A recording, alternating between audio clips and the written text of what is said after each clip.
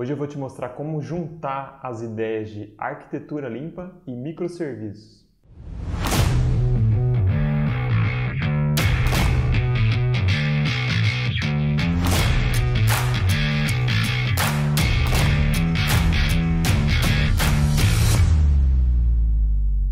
E aí galera, beleza? Eu tive uma revelação relacionada com o uso de arquitetura limpa e microserviços. Existe um capítulo no livro Clean Architecture que pode passar meio despercebido, que se chama o capítulo faltante, The Missing Chapter.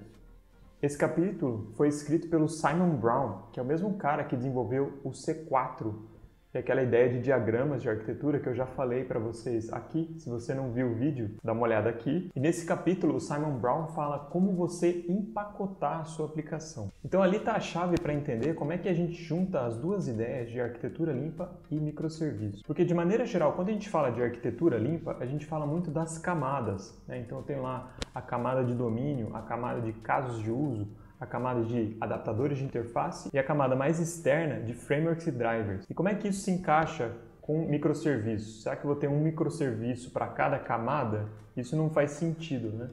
Então o que a gente tem que fazer? Na verdade, a gente vai como se fosse fatiar a arquitetura limpa para cada um dos microserviços. A gente tem que pensar na componentização da nossa aplicação pelas features mesmo, pelas funcionalidades.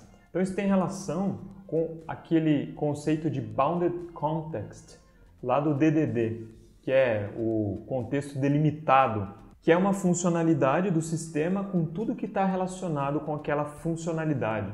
E de maneira geral, a nossa aplicação vai ter vários Bounded Contexts que podem conversar entre si e podem ter conceitos que aparecem num e no outro Bounded Context, mas de maneira geral, esses conceitos vão ser utilizados de forma diferente. Então, um usuário, por exemplo, para vendas é uma coisa, e para análise de comportamento, por exemplo, de usuários dentro do sistema é outra coisa.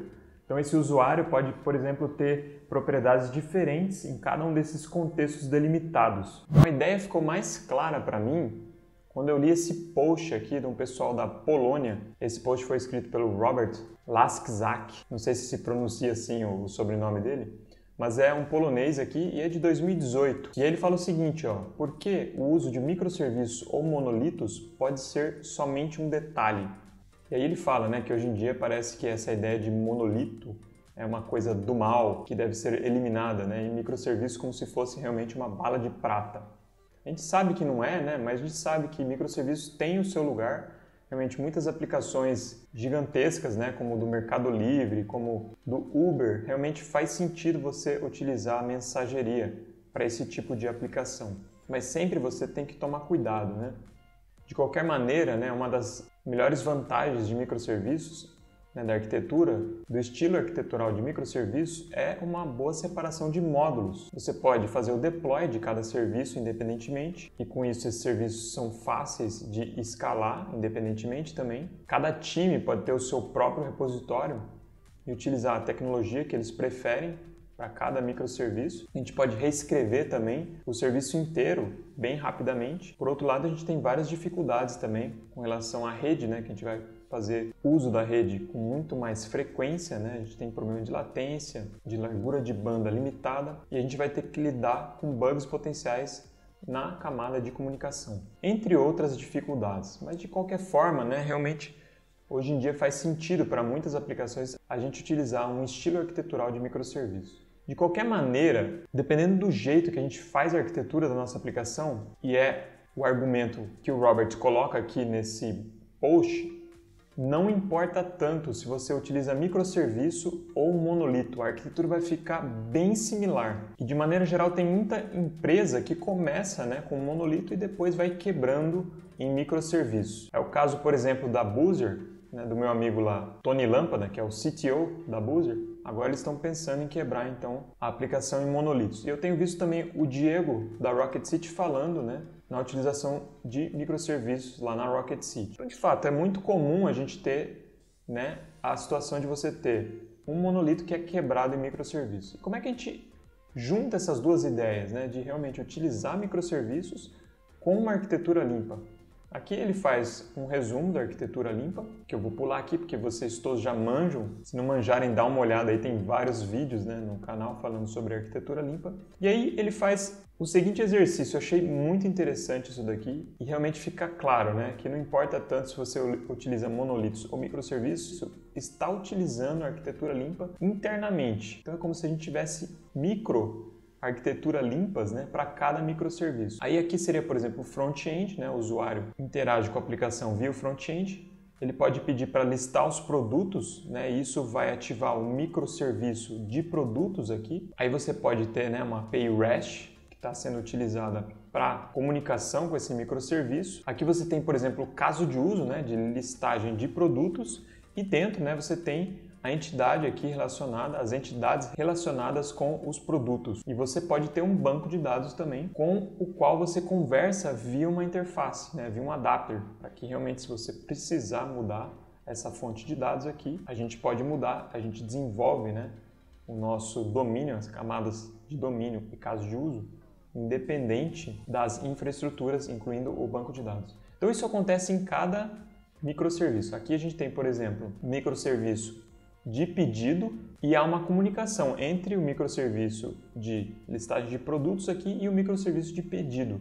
Obviamente que essa comunicação ela é feita via mensagem aqui e no caso é uma API REST mesmo. E essa comunicação aqui é feita de maneira síncrona. Mas aí o que acontece? Quando você faz um pedido, né, quando o usuário faz um pedido, aí o que acontece? Esse pedido vai startar então o serviço de pagamento e aí sim, né, essa conversa entre o serviço de pedido e o serviço de pagamento, ela é assíncrona e é feita via, por exemplo, aqui ele está utilizando o RabbitMQ. Só que para o microserviço isso fica transparente, porque ele conversa, né, com o RabbitMQ por meio de um adapter. Então, mesma coisa aqui, né? Ele conversa com a API, isso aqui pode ser um adapter também.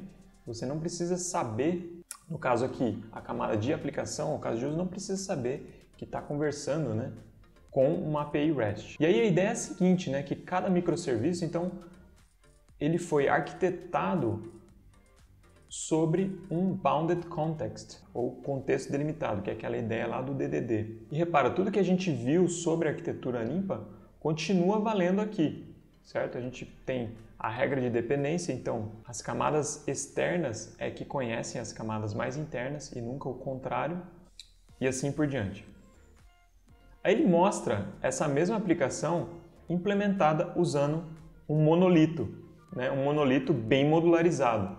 E aí o que acontece? A gente pode utilizar a mesma ideia, certo? A gente pode ter, em vez, na verdade, de um microserviço, eu vou ter um Bounded Context aqui que pode ser implementado num componente. E aí vai ficar bem parecido mesmo. A gente pode ver aqui que a aplicação ela é quase que idêntica, exceto aqui a forma com que o componente de pedido vai conversar com o componente de pagamento. No caso aqui ele está utilizando um canal Golang aqui para fazer essa comunicação assíncrona e o resto fica muito parecido mesmo.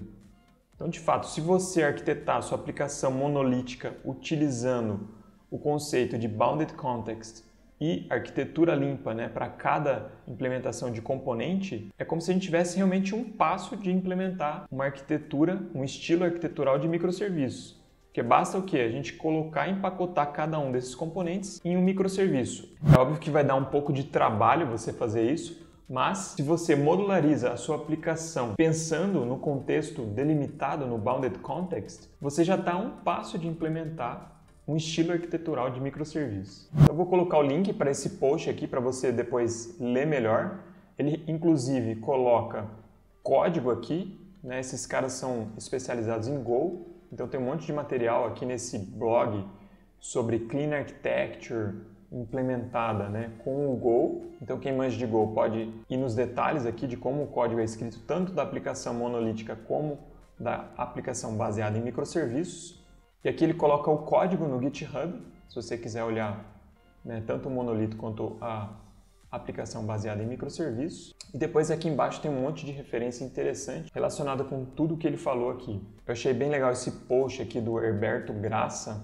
Eu já tinha visto, né, essa forma aqui, esse diagrama que junta tudo, né? A arquitetura Onion lá com Ports and Adapters, com Clean Architecture, e também aqui ele fala da questão de microserviços. Então depois você pode dar uma olhada também, vou colocar o link para esse outro post aqui, espetacular. E a ideia é realmente essa, né? Em vez da gente pensar nas nossas camadas como sendo os componentes, a gente pensa o quê? De uma maneira vertical no componente, como sendo o guia de como a gente vai criar os nossos módulos. E é isso que a gente, em geral, pensa, né, quando a gente desenvolve uma arquitetura baseada em microserviços. É óbvio que aí você vai ter que pensar, né, no tamanho desse Bounded Context. Então existem diversas maneiras de você quebrar um sistema em microserviços. Uma delas realmente é você utilizar esse conceito de Bounded Context. Então eu espero que você tenha curtido essa ideia de como juntar, né, esses dois conceitos de arquitetura baseada em microserviços e de Clean Architecture, ou arquitetura limpa. Essas ideias vão estar também no meu livro, que eu vou publicar lá em dezembro. Fiquem com Deus e até o próximo vídeo.